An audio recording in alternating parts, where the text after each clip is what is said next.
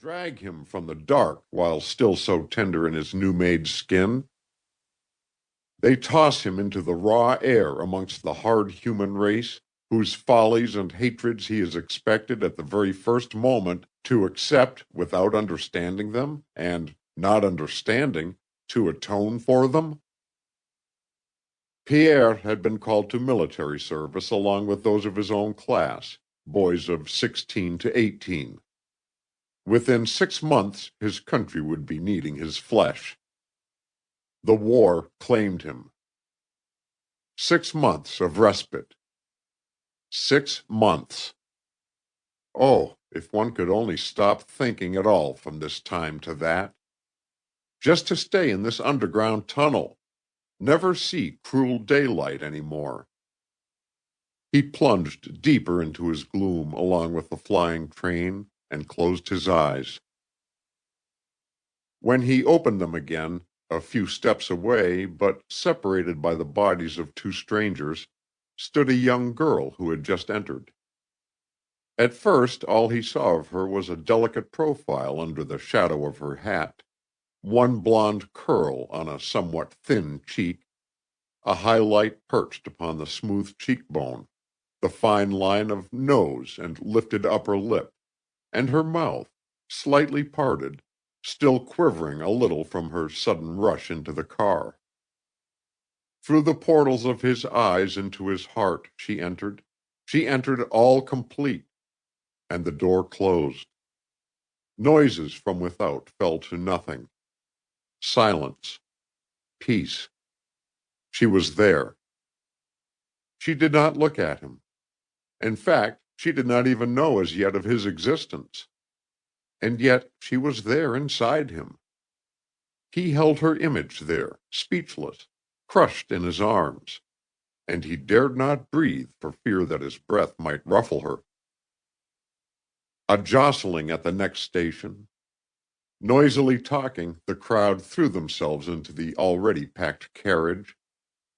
Pierre found himself shoved and carried along by the human wave. Above the tunnel vault, in the city up there, certain dull reports. The train started up again.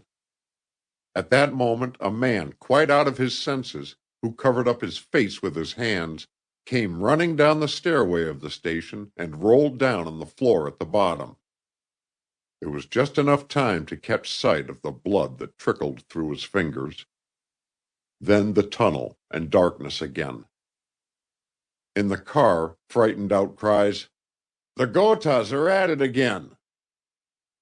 During the general excitement which fused these closely packed bodies into one, his hand had seized the hand that touched him. And when he raised his eyes, he saw it was she. She did not pull her hand away. At the pressure of his fingers, hers replied in a sympathy of emotion, drawing together a bit, and then letting themselves go, soft and burning, without budging. Thus the two remained in the protective darkness, their hands like two birds hid in the same nest, and the blood from their hearts ran in a single flood through the warmth of their palms. They said no word to one another. His mouth almost touched the curl on her cheek and the tip of her ear. They did not make a gesture. She did not look at him. 2 stations beyond, she loosed her hand from his, which did not keep her, slipped between the bodies, and left without having looked at him. When she had vanished, it occurred to him to follow. Too late. The train was in motion. At the next stop, he ran up to the surface. There he found the nocturnal cold, the unseen touches of some flakes of snow, and the city, frightened and amused at its fright. Above it, very high in the air, circled the warlike birds. But he saw only her, the one who was within him, and he reached home holding the hand of the unknown girl. Pierre Aubier lived with his parents near Cluny Square. His father was a municipal judge. His brother, older than he by 6 years,